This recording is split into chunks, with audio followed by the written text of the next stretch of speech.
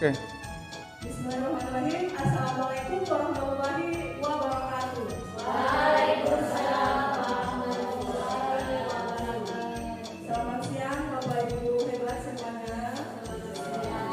Bagaimana kabarnya di siang hari ini? Oke.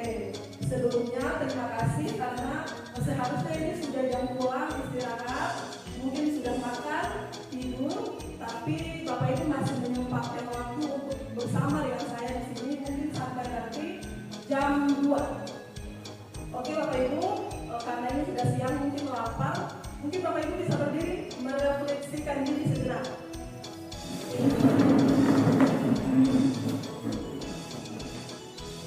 Ibu ini kan mungkin bisa di depan sebentar ya, sambil Pak Jans. Ya siang-siang begini enaknya kita membagi. Oke, kita akan melakukan tempo love, di mana nanti mungkin Bapak Ibu bisa praktekkan di dalam kelasnya Bapak Ibu. Oke Bapak Ibu, nanti kita sama-sama nemu love kecil, love sedang, love besar, love jumbo. Jadi yang jumbonya sama teman yang di samping. Oke, bisa Bapak Ibu? Oke, kita mulai. Nah, ya, kita mulai. 1, 2, 3. Tepuk love. Love kecil. Love sedang. Love besar. Love jumbo. Oke, satu kali lagi Bapak Ibu. Satu lagi ya. Tepuk love. Love kecil. Love sedang. Love besar. Love jumbo. Jadi saya sendiri ya, jomblo mungkin. Oke Bapak Ibu, jadi sudah semangat ya? Ya.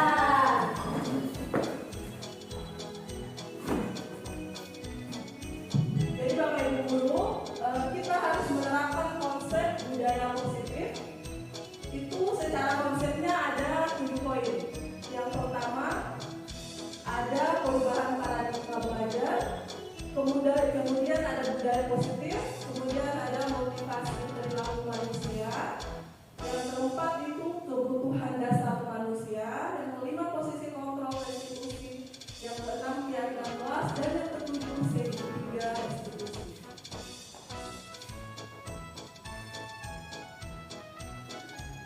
Langsung saja pada yang pertama yaitu perubahan paradigma belajar. Ya Bapak Ibu, untuk membangun budaya positif di sebuah sekolah, kita harus menyiapkan lingkungan yang positif juga. Kemudian aman dan nyaman agar nantinya siswa-siswa di sekolah kita dapat berpikir, bertindak dan menciptakan dengan merdeka, mandiri dan bertanggung jawab. Yakni dengan melaksanakan pembelajaran yang berdiferensiasi untuk mewujudkan profil pelajar Pancasila.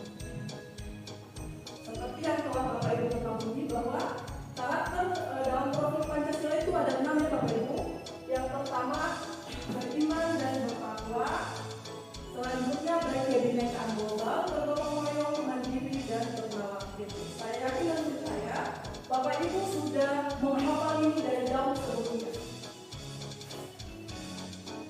Yang kedua ada budaya positif. Jadi budaya positif itu merupakan suatu cara penerapan disiplin yang mengajarkan anak bertanggung jawab dan menumbuhkan kesadaran diri berdasarkan nilai-nilai kebaikan.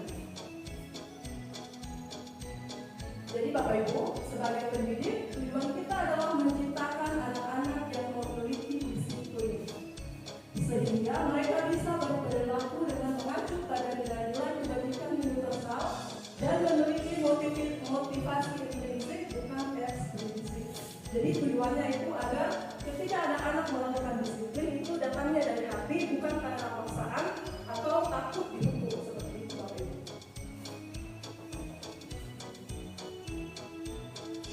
Tujuan dari disiplin positif ini yaitu untuk menumbuhkan kesadaran serta membudayakan anak untuk dapat melakukan sesuatu tanpa paksaan, ancaman, dan hukuman. Jadi mereka melakukan dengan kesadaran penuh tanpa ada tekanan dari pihak lain.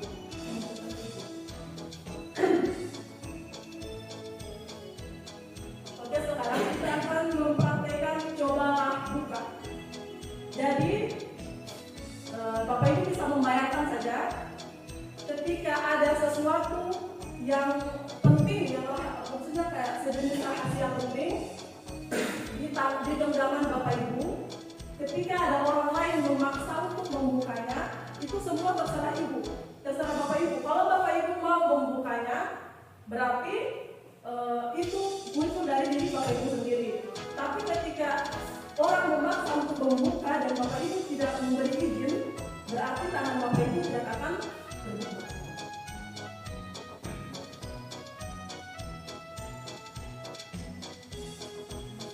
Dari ilustrasi tersebut bisa kita simpulkan bahwa kita sendirilah yang akan memegang kontrol penuh atas diri kita.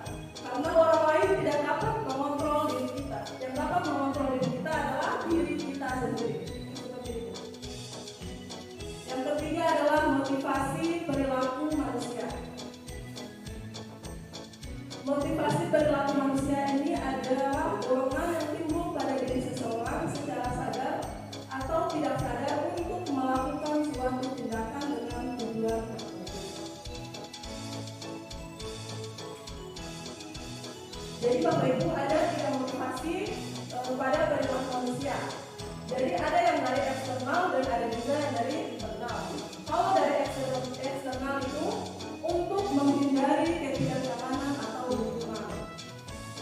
Lalu untuk mendapatkan imbalan atau penghargaan dari orang lain. Sedangkan yang dari internal itu untuk menjadi orang yang mereka inginkan dan menghargai diri sendiri dengan nilai-nilai yang mereka percaya. Kira-kira menurut Bapak Ibu, motivasi mana yang mendasari perilaku kebanyakan murid yang ada di sekolah ini? Apakah eksternal kah ataukah internal? Menurut Bapak Ibu kira-kira yang mana? Apakah mereka melakukan disiplin karena takut dihukum atau memang mereka ingin menjadi orang yang lebih baik? Yang mana? Ibu yang bisa langsung bilang. Yang mana kira-kira? Eksternal atau internal? Ibu Ken, internal ya, untuk menjadi orang yang mereka inginkan.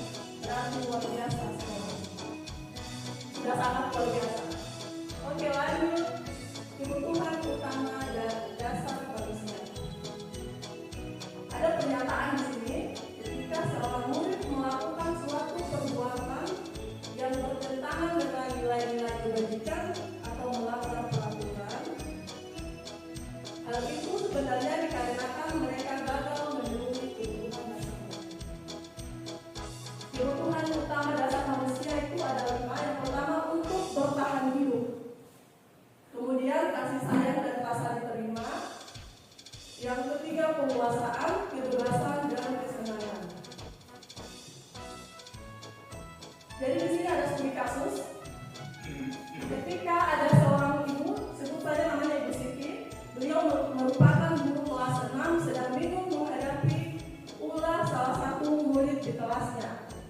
Anggaplah namanya Joni. Jadi si Joni ini beberapa anak telah mengeluhkan Joni yang sering kali meminta bekal makan siang mereka dengan paksa. Jika Bapak Ibu menjadi Ibu Siti, apa yang akan Bapak Ibu lakukan?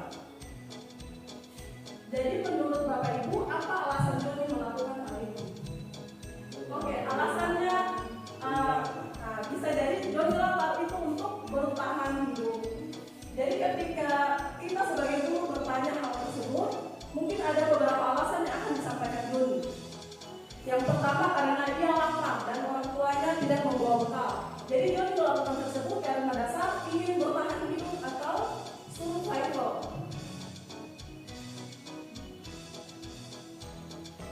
Sebentar Bapak Ibu.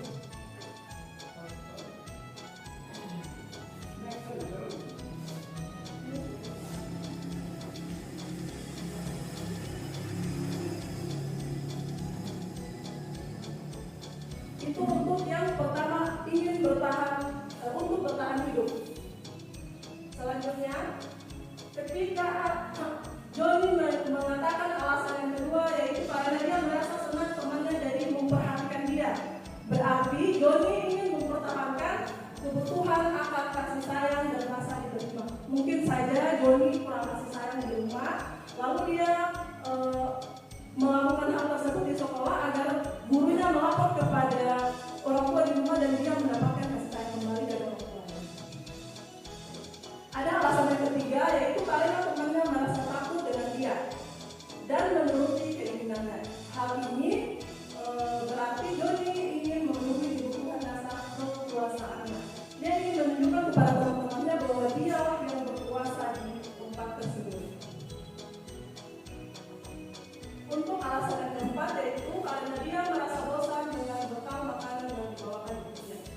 Jadi Joni memenuhi kebutuhan akan kebebasan. Dia ingin terbebas dari bekal orang tuanya dan dia ingin merasakan bekal dari temannya tersebut.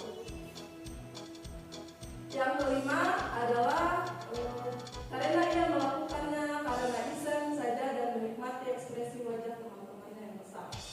Jadi ini Joni sedang berusaha memenuhi kebutuhan akan kesenangan. Mungkin dia merasa senang ketika mengganggu temannya tadi.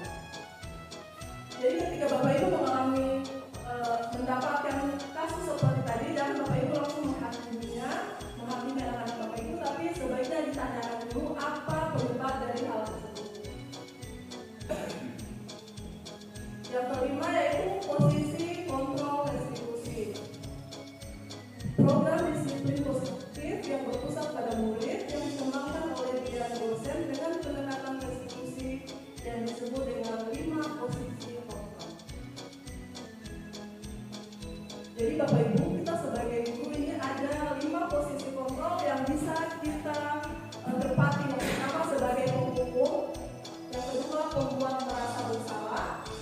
Jadi di sini kalau penghukum, seorang penghukum bisa menggunakan hukum fisik maupun verbal. Jadi kalau yang namanya hukum itu sebenarnya Bapak Ibu jangan berpikir bahwa hanya menjubit, menjorok telinga, memukul, tapi juga dengan kata-kata itu juga sebenarnya bisa dikatakan sebagai penghukum. Kata-kata yang bisa menyakiti siswa. Yang kedua pembuat merasa bersalah. Ini biasanya guru bersuara lebih lembut, tetapi ada tekanan-tekanan yang membuat siswa itu merasa tertekan, walaupun dengan suara yang lembut. Yang ketiga posisi sebagai teman, keempat posisi sebagai pemantau, dan yang kelima posisi sebagai manajer. Jadi di sini Bapak Ibu bisa melihat langsung tabelnya. Sebagai penghukum, guru berbuat menghardik, menunjuk-nunjuk, menyakiti atau menindas. Itu posisi guru sebagai penghukum yang nanti hasilnya akan siswa akan memberontak dan mendendam. Biasanya seperti itu. Yang kelima, posisi kontrol restitusi tadi. Kira-kira menurut Bapak Ibu, sekarang ini posisi manakah yang sering Bapak Ibu perankan selama ini? Apakah sebagai pembuat merasa bersalah, sebagai teman, sebagai manajer, atau sebagai apa? Yang Bapak Ibu perankan selama ini di sekolah? Sebagai pembuku, biasa. Ada lagi mungkin Pak Jamil sebagai apa? Sebagai teman? Posisi kontrol, oke. Jadi menurut Bapak Ibu, posisi kontrol mana yang paling cocok diterapkan dalam menciptakan budaya positif di sekolah? Sebagai posisi kontrol yang mana? Sebagai temannya atau manajer? Teman sebagai manajer. Oke. Sekarang kita pada pembahasan yang kelima yaitu keyakinan sekolah atau keyakinan kelas. Jadi Bapak Ibu, keyakinan kelas ini adalah seperangkat nilai dan prinsip yang disepakati bersama oleh guru dan siswa untuk memandu perilaku dan interaksi di dalam kelas atau sekolah. Ada 6 tahapan ketika kita mau membuat keyakinan kelas. Yang pertama, kita mempersilakan murid itu untuk mencurahkan pendapat mereka. Jadi kita tanyakan kira-kira apa yang mau mereka sepakati. Kemudian kita mencatat semua pendapat yang siswa-siswa tadi telah sebutkan. Yang ketiga adalah mengubah redaksi dalam kalimat positif. Jadi kita perhatikan kembali apabila ada kalimat yang masih mengandung unsur negatif, kita ubah menjadi kalimat yang mengandung unsur positif. Yang keempat, meninjau kembali barangkali ada yang keliru. Jadi langsung setelah itu kita tinjau lagi mungkin ada yang keliru atau mau ditambahkan. Yang kelima, jika sudah disepakati seluruh warga kelas menandatangani, itu menunjukkan bahwa semuanya telah setuju. Lalu yang terakhir, memajangnya di tempat yang sudah terlihat. Jangan sampai Bapak Ibu memajangnya di tempat di luar sekolah, di luar gedung yang nantinya siswa tidak melihat, tapi sebaiknya langsung saja memajangnya di dalam kelas agar siswa-siswa bisa melihatnya secara langsung. Jadi ini contoh keyakinan kelas di sekolah saya Bapak Ibu. Keyakinan kelas berupa pernyataan universal yang mudah diingat dan dipahami dan harus diterapkan di lingkungan sekolah.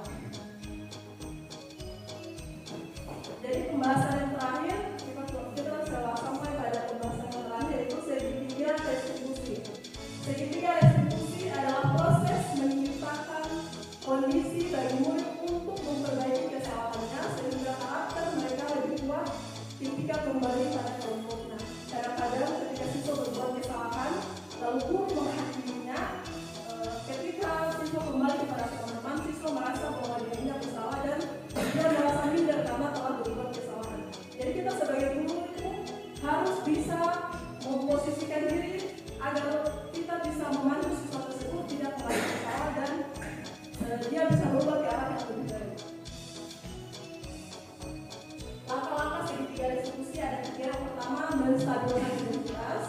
Kemudian kita memvalidasi tindakan dan menanyakan keyakinan. Ketika siswa berbuat kesalahan, jangan langsung kita menjustifikasi menurutnya, tapi kita menstabilkan identitas dia dulu. Setelah itu kita validasi tindakan. Lalu yang ketiga kita harus menanyakan keyakinan. Ini Bapak Ibu, ada contohnya. Ketika anak berbuat salah, kita harus berkata dulu kepada dia bahwa kamu tentu punya alasan kamu melakukan itu. Kan semua tindakan pasti punya alasan. Tidak mungkin kalau kita bilang tidak mungkin ada asap tanpa air. Kalau di kota sih kayaknya bisa ada di bawah. Kalau di dalam mungkin bisa. Selanjutnya, adakah cara yang lebih efektif untuk mendapatkan apa yang kamu butuhkan? Setiap orang pasti pernah melakukan kesalahan. Jangan lupa untuk mengatakan hal tersebut kepada anak yang berbuat salah. Kamu ingin menjadi orang yang seperti apa? Jadi ini untuk menanyakan keyakinannya. Ini contoh ketika ada siswa yang berbuat kesalahan dan kita sebagai guru melakukan segitiga institusi. Tapi karena memang jaringannya kurang bagus gitu. Oke, jadi cukup sekian penyampaian dari saya.